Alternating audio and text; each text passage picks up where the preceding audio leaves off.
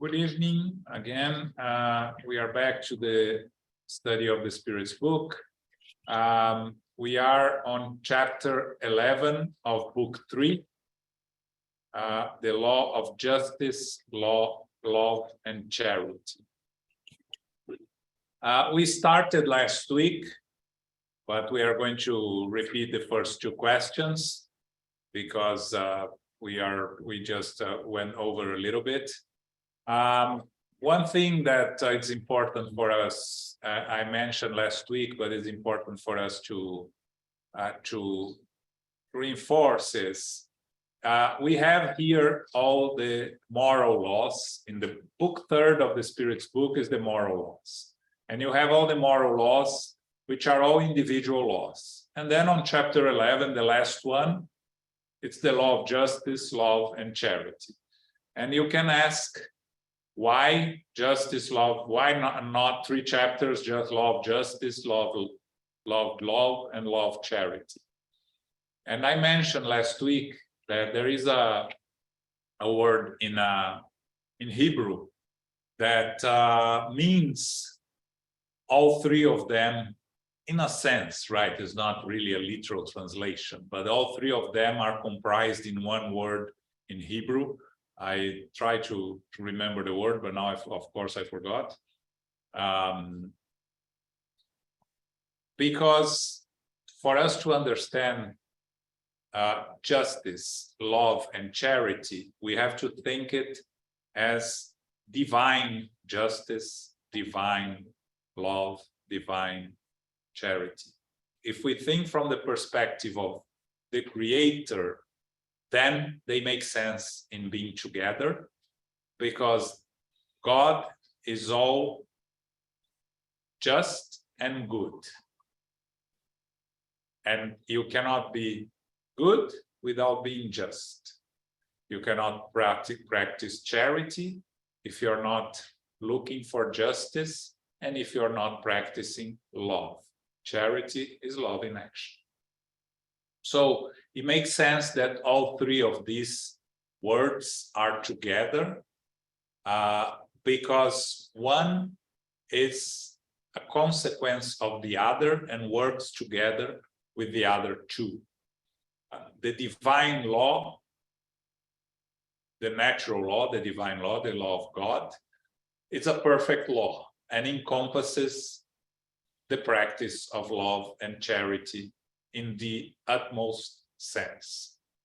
So it's important for us when we go through this chapter to understand that when we are talking about justice, love, and charity, we are talking about all the three of them together, meaning that as we move towards perfection, all 3 of them will be part of us as one thing. We will, by practicing charity, we will show our love and our sense of justice, because those that need to receive charity, it's only practicing the law, the natural law, the law of God, that makes us practice these acts. Okay, so I'm going to ask Zoraida to read. Zoraida, just read all 3, because we did the first 2 last week. Elmo asked when we finished last week, just before. Elmo is not here today, but he asked, how should we define justice? The 3rd question that we didn't do last week. He thought it should be the first one, and because Kardec, you should start studying justice by defining justice. And I really looked around to see if I could find an explanation why Kardec chose to do the other 2 before. The first edition of the Spirit's book, the original one that has 500 and something questions, and it's divided in 3 parts. Moral laws is the 3rd part. The question, how should we define justice, is the 2nd on the chapter. The first one is a question that is down, that he changed the order on the 3rd edition. So my understanding, again, is my opinion here. I didn't find any source of it, so this is me saying, that I think the first two create the preconditions for Kardec to ask the definition of justice. But maybe he had other ideas in mind. We know that Kardec didn't do anything by chance. He followed logic and good reason. So if the question is the third one, is because Kardec had a very good reason to do that. Okay. But I don't know the reason, and I couldn't find anyone who could tell me the reason. But anyway. Okay. That's okay. 873. 872 or 873? Okay. Okay. Is the sense of justice natural, or is it the product of acquired ideas? It is so natural that you are immediately appalled by the idea of injustice. Moral progress definitely inspires this feeling, but it does not create it. God has placed it in the heart of all human beings, and this is why you often find more stringent notions of justice in simple, primitive nations than others that are more advanced, more educated. 874. If justice is a law of nature, why do people understand it so differently? How can the same thing be just to one person, yet unjust to another? It is because your passions often mingle with this sentiment and corrupt it, as they do with most natural sentiments, forcing you to see things from a false point of view. 875. How should we define justice? Justice is respect for the rights of each and every individual. A, what determines these rights? Two things, human law and natural law. As human beings have created laws in harmony with their values and character, those laws have established rights that have varied with the progress of enlightenment. Your laws, although still far from perfect, no longer include what were considered rights in the Middle Ages. Those rights, while horrific to you now, appeared fair and natural at that time. Therefore, the rights established by humans are not always compliant with justice. In addition, they only govern certain social relations, while there are an infinite number of actions that are only tried privately by our conscience. Okay, so there's a lot there. There's a lot there, yes. We cover a little bit on the first two, right? The sense of justice is something that we bring it from since our creation. So from the moment we started analyzing things that happened before us, we started developing this sense of justice that is innate. And you see that the sense of justice in all civilizations, from the most primitive to the most advanced.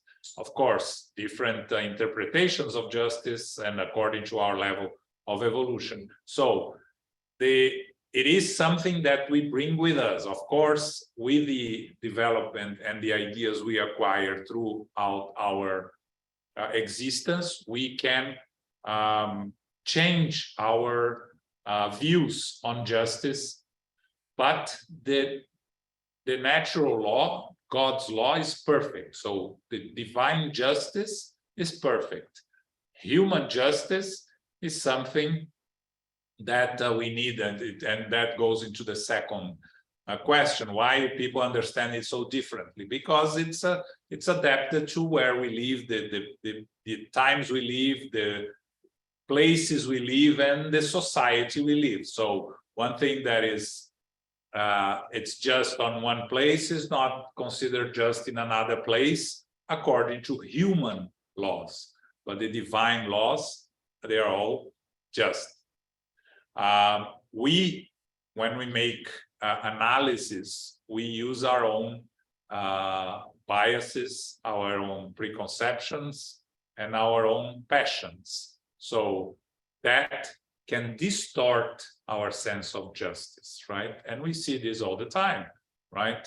You just have to go to a jury in any trial, right? And you have 12 people discussing, which each one of them think it's just, and their opinions are different, and sometimes it takes days for them to reach a conclusion because they have different interpretations of justice and what they are hearing and how they analyze what they heard in the trial. But then Kardec asks, how should we define justice? And that's very important, right? Is the respect for the rights of each and every individual. And it has to be that it's all the same for everyone, including ourselves, right? Again, this develops as we evolve, but the basis is that everything that deviates, that causes harm to anyone or any part of society, it's not justice, it's injustice, right? What is injustice? Is when we are not respecting the rights of others, of ourselves. And then the spirits talk about the human law and the natural law, or God's law. We create laws in harmony with our needs and our necessities according to the time we live and the place we live. So when we decide that the 8th Avenue has to go one direction only, that's a human law, right? That can be changed at any time. But why do we need the law? Because otherwise it will be chaos, right? Even with the law, a lot of people do not respect the law. But then again, right, the respect for laws is something that we have to develop as a society, right? Because here, that's a good example, right? In New York, you jaywalk all the time, right? You see people jaywalking all the time, right? You go to a country that fully respects that, like Switzerland, for instance, you don't do it. Because you are going to be the only one, and people will tell you not to do if you try to do in the street, but you will feel embarrassed. Yeah, to do that, right? Yeah. So this is for us to see that the law, justice, it works when we all respect it, right? Elmo always gives the example of that discussion of in Sweden, right? That they reached to the conclusion that it would be better, safer if all cars would drive with their lights on day or night. So they decided to pass a law into it, right? And went to the parliament and they were studying it for some time. And then they reached the conclusion they didn't need the law because everyone was already driving with the lights on.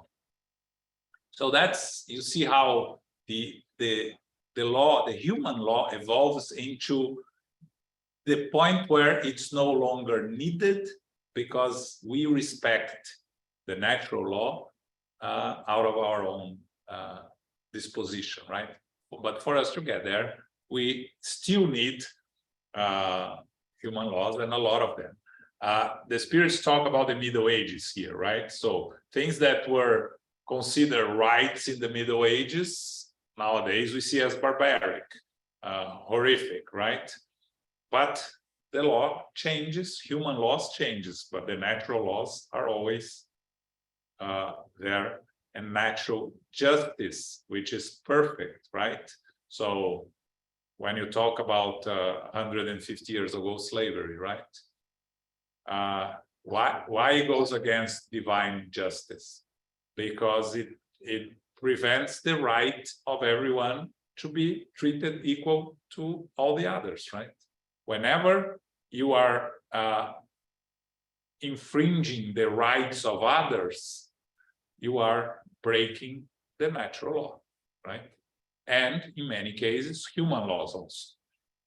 human laws will evolve and adapt according to our needs and our understanding of our evolutionary path. Okay.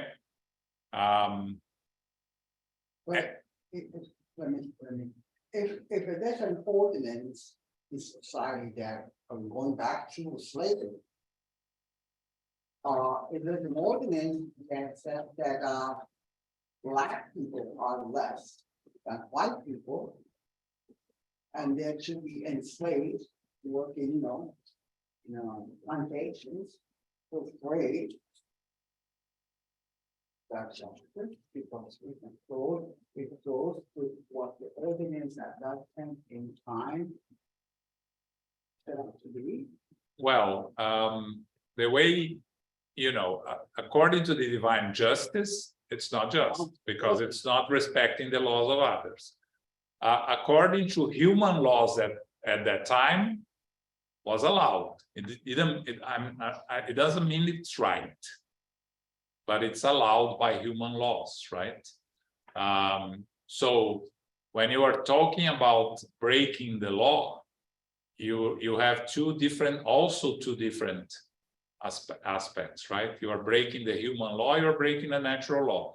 You breaking the natural law creates consequences for you individually according to your knowledge and understanding of what you are doing. Breaking human laws, you are facing the consequence here, right? So again, it's important, it's hard, but it's important that we look at different times of inhumanity according to their customs of that time, in the context of that time, right? So, we talk about the Roman Empire, right? And there were a lot of abuses that today we think they are absurd, but at that time, most people that lived there thought it was their rights. They were entitled to, right? Because as imperfect spirits, we don't have full knowledge of the divine justice. And we think now that when we look back to where we live today, 200 years from now, we are going to look at things that we do today, and we are going to think, how could we be doing that? And we are doing now because it's natural. We don't see it as, there are some things that we know that we're doing today that is wrong. People are doing today that is wrong, according to the natural law, according to the human laws. But there are things that we're doing today that do not go against the human laws, that most of us think it's normal, and probably in the future we will look back and think, how could we do that? What exactly? I don't know. But we look back at the time of slavery, we look back at the time of Middle Ages, and we see so many things that we did. Yeah, so we are still imperfect spirits. So I'm sure we're doing, besides the things that we are doing that are wrong and we know that are wrong, we're probably doing things wrong that we don't know that they're wrong, according to natural law and the divine law. So in more primitive worlds or dimensions, the divine justice is kind of limited. It's limited to the evolution, right? And again, it's all causes and consequences, right? Because as I said many times here, when a caveman killed the caveman next to him because it was a matter of survival for the food, that it doesn't create a karma for the caveman. It doesn't know better. It's not something that he's doing consciously. It's instinct. It's basically instinct, right? And when you are doing these things without understanding, there are always consequences for our actions, but they are not serious consequences, right? So same thing with us today. Things that we may be doing wrong today, but we have no idea that we're doing wrong, are not creating consequences for us. Now, things that you are doing wrong and we know that we're doing wrong and we do anyway, that's what creates consequence, create karma. Right? Okay? Any questions?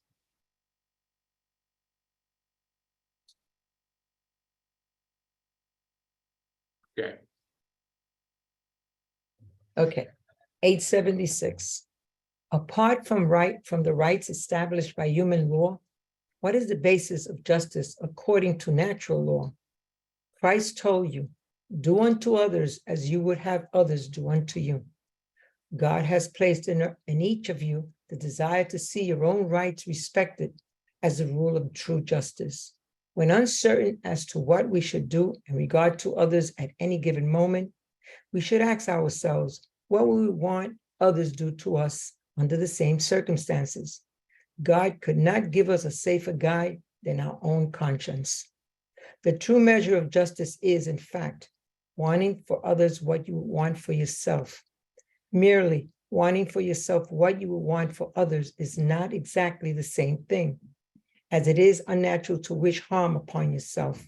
If we use our personal desires as the guide for our behavior towards our neighbors, we would never wish anything but good upon them. Universally, human beings have always sought to enforce their personal rights, while the unique factor of Christianity is the application of personal rights as the basis of our neighbors' rights. What is the big difference from what Jesus told to us, do unto others as you would have others do unto you, and what people before him knew? Throughout history, you'll find in all civilizations this phrase in a different form. Do not do to others what you don't want others to do unto you, which is a passive statement, right? I'm not going to do to Paco what I don't want Paco to do to me. But, you know, if he's suffering not because of me, I don't care. This is a passive action. Now, when I have to do something to him, in the sense that as I would like him to do the same to me if we were in the same situation, you are actively practicing God's law of charity, love and charity and justice, right? That's the big difference that Jesus changed for us. The notion of do unto others as you will have others do unto you.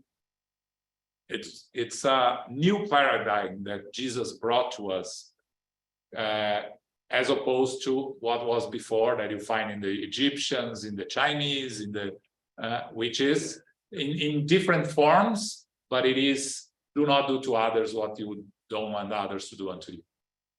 And that's very passive, because it takes away your responsibility towards others, right?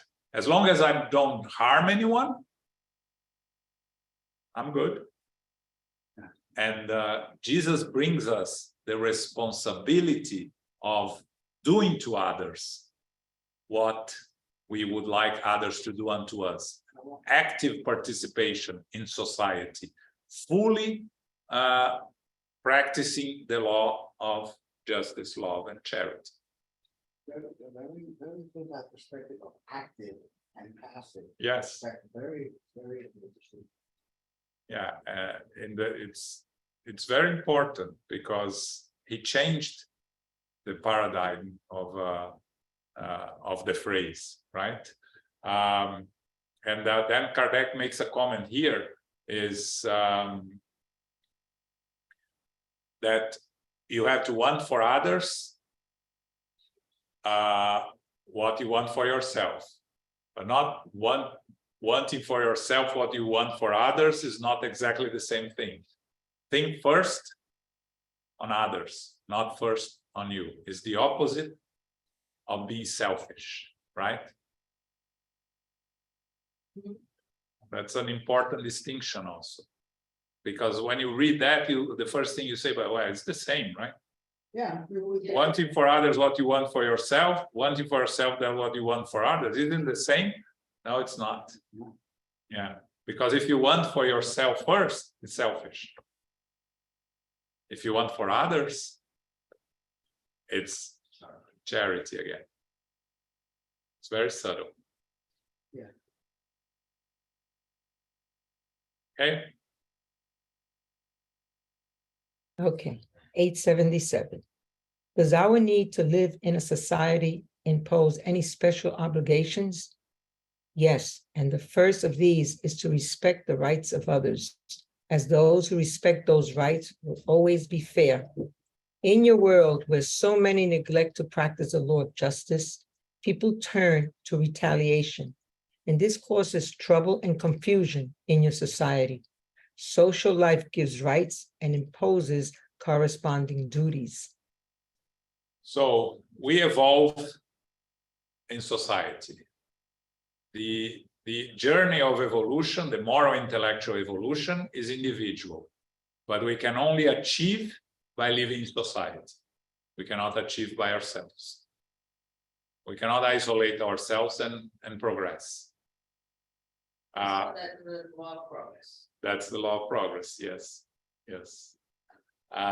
This is very important because that implies that we need to live in society, and by living in society, we need to practice everything that we're studying because we need to respect others. My right ends when the right of my neighbor starts, right? And one thing that goes beyond what is written here, and again, it goes to the words justice, love, and charity going together. When we stop at justice, we end up making selfish judgments of people and running the risk of practicing injustice. When you practice justice with love and charity, someone does something wrong, you want justice. With love is to correct, repair, and help the person repair their mistakes by means of, we have human laws. We, you know, if someone commits a crime, goes to jail. But if we want justice by the sake of justice, what we want is vengeance. And that's not love. That's the opposite of love. So that's very important just to bring why justice, love, and charity go together, cannot go by themselves. You cannot want justice by itself, because it's very easy to fall into a desire, hatred, vengeance, and all the revenge and all the things that accompany our misguided notion of justice. Justice, accompanied by love, is justice that helps build those that are making the mistakes. Repair and correct and educate, right? We can only do that when we practice love and charity with justice. Going back to the word in Hebrew, right? Why they go together? Exactly because of that. Because justice by itself doesn't allow you to help those that are making mistakes or they are suffering, right? So that's why it's one word originally. Okay, questions? Okay, next. 878. Is it possible for human beings to be diluted with respect to the boundaries of their rights? How do they know their true limits? They can know their own limits by marching them to the limits of the rights that they recognize for others undergoing similar circumstances, and vice versa. A, if individuals attribute the rights of others to themselves, what happened to subordination beneath superiors? Would this not result in complete anarchy of all power? Natural rights are the same for everyone. from the smallest to the greatest. God has not sculptured some human beings from a better quality clay than others, and all are equal before God. These rights are eternal, while societal rights die with its institutions. Furthermore, people distinctly know their strength or weakness and will always be conscious of feeling a sort of deference to those individuals whose wisdom or virtue deserve respect. This is important so that those who think they are superior know what duties give them a right to be admired. There will be no defiance when authority is only granted to superior wisdom. So this is a very interesting question, right? That Kardec asked the spirits, and it's important here. What is the limit of our rights? And we talked that, right? Our limits, it's matching them to the limits of the rights for others. So that's the natural law and the law of justice. But then Kardec says, if we are all equal, if we all the same rights, how can we respect superiors, right? Let's say in a workplace or in a society, right? Why should I respect the mayor if we all have the same rights? And the spirits answer very wisely, right? When we are more evolved, we respect out of deference for individuals whose wisdom or virtue deserve respect. And we see this when we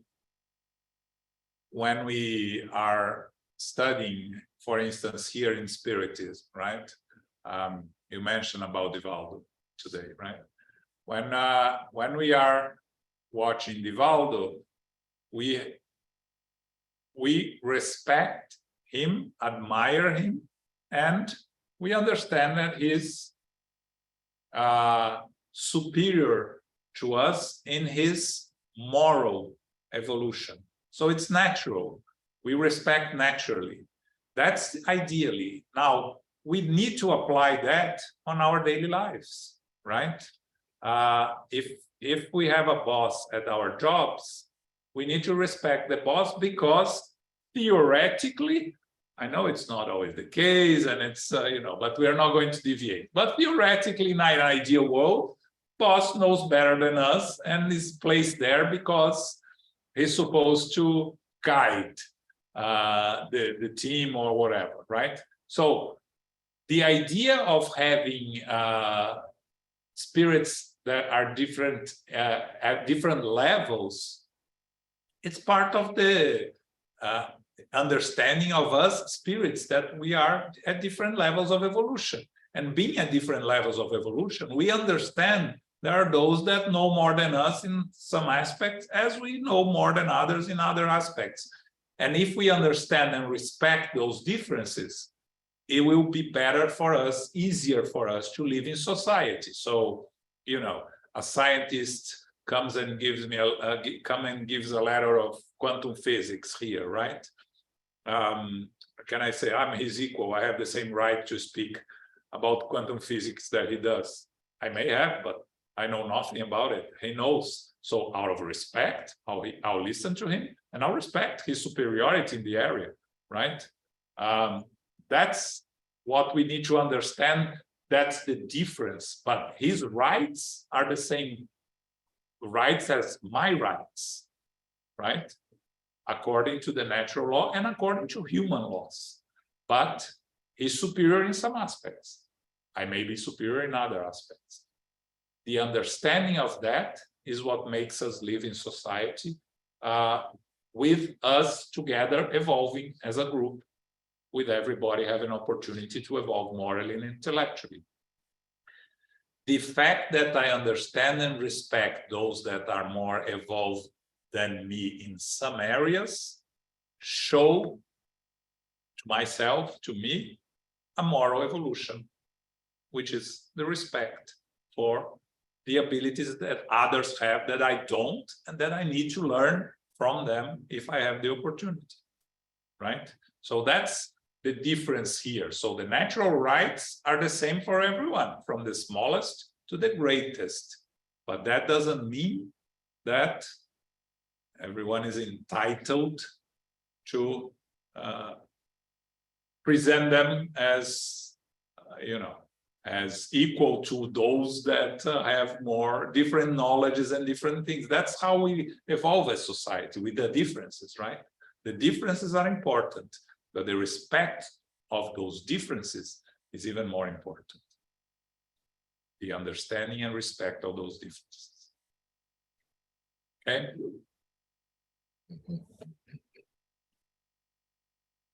879.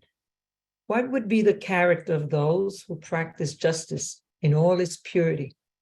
That of true justice, following the example of Jesus, because they would love their neighbor and practice charity.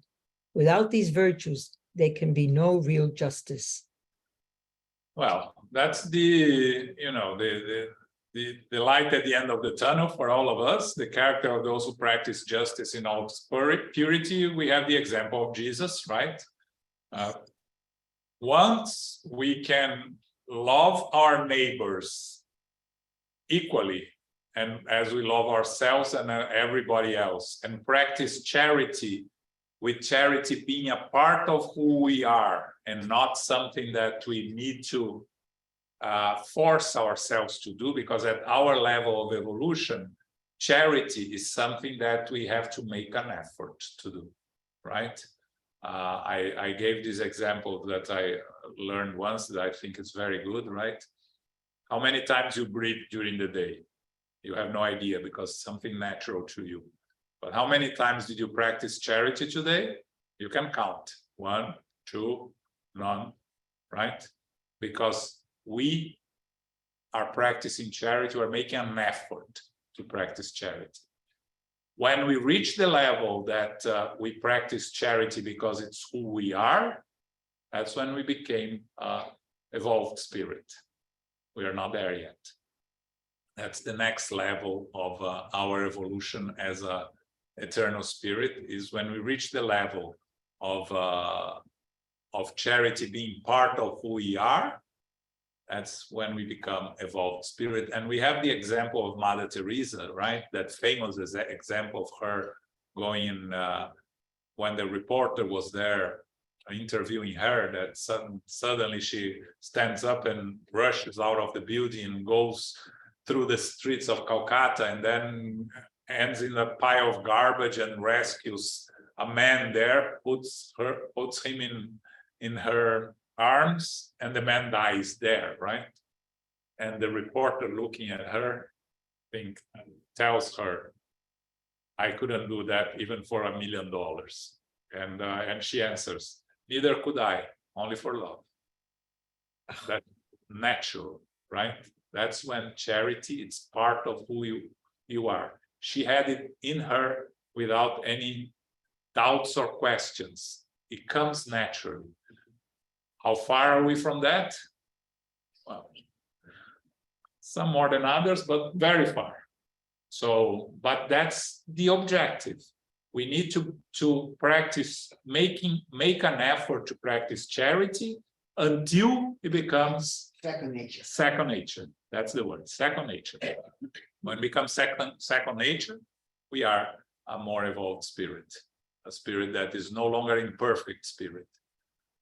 Could be not perfect yet, but evolved, definitely evolved. Okay. All right, questions? All right, next item, the right of property, theft. 880. What is the first natural right of human beings? The right to live. Therefore, no one has the right to take the life of another or do anything that may compromise that individual's existence. That is a simple question, but very profound and deep, right? The first natural right of human beings. We have the right to live. Incarnated human beings we're talking about here, right? No one has the right to take the life of another. And that is without exception. And that applies To the government, we're talking about capital punishment. everything. Abortion also. right? But it goes beyond. Do anything that may compromise the individual's existence. So when you are doing something that can cause harm to others, compromise others' individual existence, you are also acquiring responsibilities according to the eternal law. If you own a factory that is polluting the ambient and is causing harm to those living around, you are compromising in others' existence, right? So you have the responsibility. Again, it's different from killing someone, right?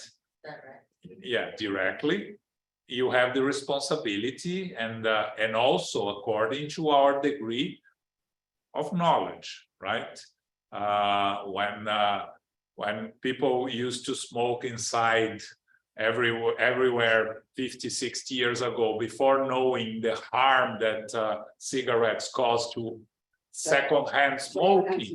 Yes, before it was known, people that did smoke didn't have the responsibility. Nowadays, you know better. Everyone knows that it's harm. So besides harming yourself, you're causing harm to others. You are compromising others. So you have more responsibility than before. So it all goes along to our understanding of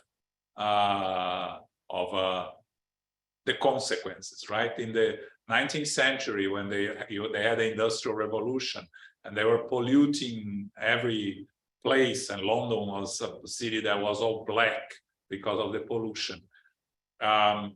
They didn't know that this was, in the beginning, they didn't know that it was harming people's lungs. Eventually they learned, and eventually they started working on it. We are still struggling in some parts of the world. China causes a lot of harm to his inhabitants because of pollution and other things. But we know better now, and we are trying to, the law of progress allows us to work on this. So, you know, it's important here, the right to live, that's the first right. So no one has the right to take the life of another or do anything that may compromise others' individuals' existence. This concept expands into our actions and the harm we do to the environment, to others. Again, we live in society that we have some issues that it's part of our lives, and we have to live with it. Again, it's you know, we are driving a car and polluting the ambient, but our responsibility, we live in society, we have to have a car, we have to drive. So, you know, it's the understanding and how we use our rights and our responsibilities. Again, we cannot start blaming ourselves for every single thing that we're doing. We're imperfect experience. We are, you know, we're still learning, and we're still on our evolutionary path. But there are some things that we know better now, and we need to use our knowledge to not to cause harm to others. Okay. And what about people in war? Raquel asked about people in war, right? Again, we talk about war here in the past. We study war, right? So those responsible are those that cause the war. Soldiers, if they are forced to serve, they have very little responsibility, as long as they don't use what they do with cruelty. If they are doing cruel things, then they are responsible. But if you're there just following orders and trying to be as humane as possible, there is almost no responsibility. what's the alternative? To run away from the country? Not everybody can do that, right? Because sometimes doing that, you cause harm to your family. You escape, but you cause harm to your family. So what's the smaller harm? I'm talking about these places that are in war these days, right? When you go to war because you're defending your country, because you believe on a cause, right? You were invaded, like many in Ukraine. The responsibility, as long as you are not doing, going against the law, you are doing your job, actually, right? You work in a factory that it's polluting the ambient, but you need that job because that's the way you are going to provide for your family. You have to do it, right? Some things, because we live in an imperfect society, there are a lot of imperfect things that we still have to do, but we need to be aware and to try to avoid what we can and understand the limitations that implies. Yeah. Okay. 881. Does the right to live give people the right to hoard wealth so that they can rest when no longer able to work?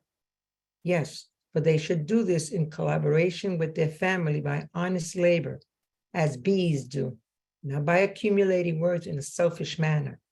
Some animals serve as an example of this kind of foresight. Yeah, the original in French, the best word here is the right to accumulate wealth instead of hoard. Hoard became a word that is not very, I don't think it's very good here.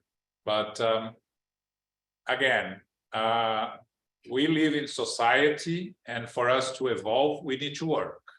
And for us to work and to provide, we are paid. Different jobs have different pay grades, and different people have different necessities. So we have the right to be paid for the work we do according to the level of, of the pay of the work we do, right? So we can say all teachers are not well paid in this country and many parts of the world. That is unfair to the class, but it is the pay that is general, right? So if I work in a different type of job that pays me 10 times what a teacher receives, but my colleagues that they do the same work receive the same that I get paid, I have the right to do that. I cannot be looking at the teachers and feeling that it's maybe it's unjust in the bigger picture, but it's not unjust to me because I'm doing the same work as those around me and receiving the same pay. So that doesn't happen with male or female. The female employees. So yeah, we can go if we. They make 35% of what the male make. Doing the same thing and with the same level of education. Yes, there is a lot of injustices, and it goes to beyond women, goes to race, right? Black people are paid less than white people doing the same job. Hispanic people are paid more than black but less than white. So we're not talking about injustices, right? We're talking about the right to be paid fair to what you do. You have that right. And if in that right, you are accumulating wealth and saving money for when you can no longer work, that's your right also. Yeah. As long as you think about society, you are not accumulating in a selfish manner, right? That you have much more than you need and you are not helping others. That is a selfish way. And that's an individual, but there is nothing wrong in accumulating what you needed, what you think is necessary for you, right? And mine is different than yours, is different than hers. It's according, we discussed that. We need to feel comfortable enough to be able to help others. And this comfortable is different from each one of us, right? Now, the injustices that you mentioned is something that we as a society have the obligation to address through any means that are at our disposal, by voting, by participating in communities, by doing that. But again, respecting the rights of others, not resorting to violence, right? Because then it's justice without love and charity, right? So it's always thinking about justice, love, and charity. That's unjust, yes. How do we change that? Changing the laws. How do we change the laws? It's a process. Nothing abrupt works efficiently. Causes more disruption than solve problems.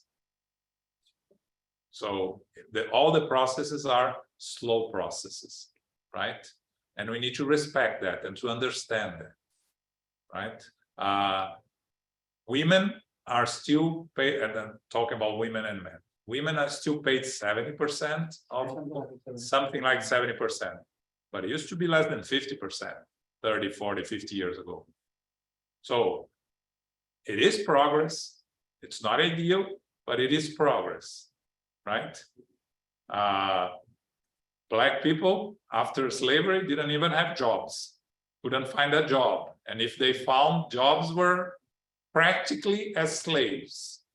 Nowadays, they got paid 50% of what whites are paid. Very unjust, but better than 100 years ago, right? Again, not perfect, but the law is of progress. So as long as we are aware of the problems and discussing the problems, we are addressing it. And again, we will always find resistance. That's every time progress comes, you find those resisting progress. There were those that were against the abolishment of slavery, right? Yeah, which is. It was for a very long time, it was a strong position. That's why it didn't end. When those in favor became predominant, that's when slavery was abolished. But for a very long time, the majority were against. Yeah. So things have to change, slowly. In Brazil, for instance, for those that remember the history, the end of slavery was in 3 stages, right? In 3 stages? 3 stages. First, they forbidden the transportation, the bringing of slaves from Africa. Slave trade, yes. So the first thing they did was prohibit the slave trade. Second, they freed newborns and older. So after a certain point, all newborns couldn't be slaves anymore. And after you reach 60 years old, or something like that, you were free. So that was the second stage, and then the third stage was complete freedom. So again, we will look back and say, this is wrong. This is not just.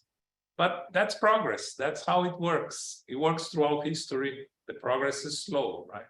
Christianity became the official religion. It took 300 years to become the official religion of the Roman Empire. And during 300 years, they were persecuted. And in the end, they became the official religion, and that created more problems than it solved problems in the end. But you see how, we have to respect progress. Yeah, at the beginning, Abraham Lincoln wasn't really. No, it was not really for the emancipation at all. Actually, the proclamation was, specifically, the proclamation of abolition was for those states that seceded from the Union. yeah, The ones that did not secede, they could be prohibited.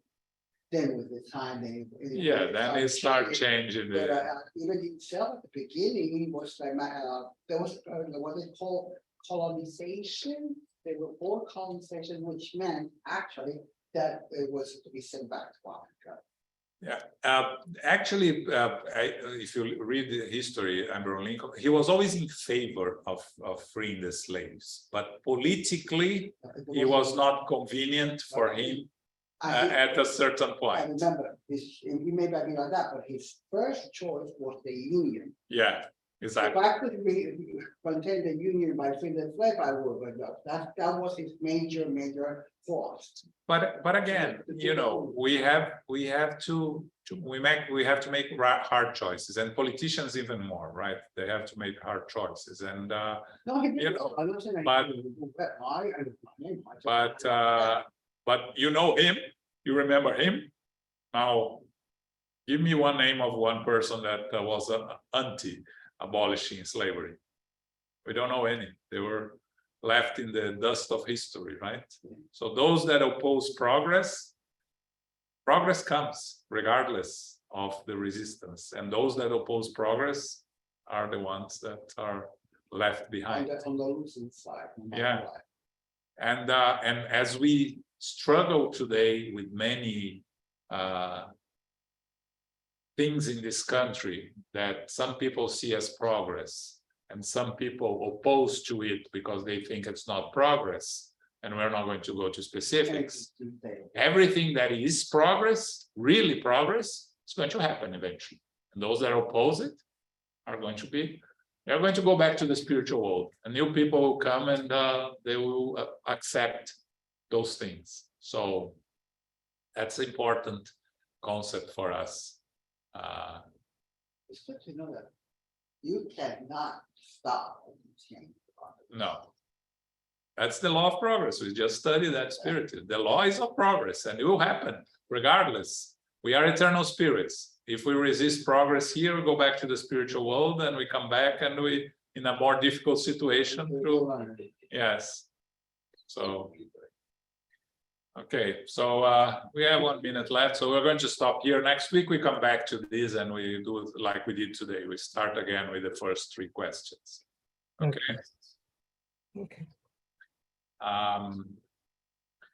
So what we have this Saturday, the lecture we have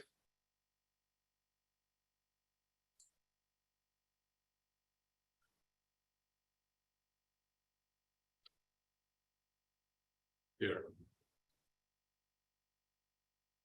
is Seeing Believing from Sabrina Tomaszewski. Okay, I don't have the details, but this is Saturday at 11 a.m. This Sunday is the second Sunday of the month. We are going to study the Gospel according to Spiritism. Strange Morals is the chapter, very interesting one. Book club next week, discuss chapter 2, Prelude to the Divine Kingdom. That's Wednesday at 7 p.m. Okay. Carol, you do now final prayer, please. Yes, certainly. Thank you very much, John. That was really great. Thank you also, Sarita, for reading, and thank you everyone for participating. Infinite Creator and Divine Providence, we give thanks for the opportunity to be together again as brothers and sisters for our study of the Spirit's book, chapter 11, the 3 of justice, love, and charity being one. As we move closer to perfection, we will naturally encompass justice, love, and charity entirely. Justice is innate and a natural law. Divine law is perfect, and human laws have different interpretations among cultures and civilizations. Justice is the respect for the rights of every individual. Human laws adapt as we develop. Our moral and intellectual abilities have to be increased. However, we know that change is slow. We live within society, and yet progress comes. We can improve by proactively practicing the golden rule. do unto others as you would have others do unto you. We give thanks to the spiritual benefactors, the good spirits, for guiding us and inspiring us this evening. May we receive the love, light, peace, and guidance of Christ within us. And for our loved ones, our directors, our counselors, the mediums, and workers, we pray for inner peace and world peace especially, and for those who are suffering in the physical world and the spiritual worlds. We pray for SGNY and Spiritist centers throughout the world to grow, to expand, and to be protected at all times. As we close, we humbly ask for safety and protection as we return to family, friends, loved ones, and coworkers. May we receive the love of Christ within us, and may we go forth now and remind ourselves to be beacons of love, of light, peace, and of charity. So be it.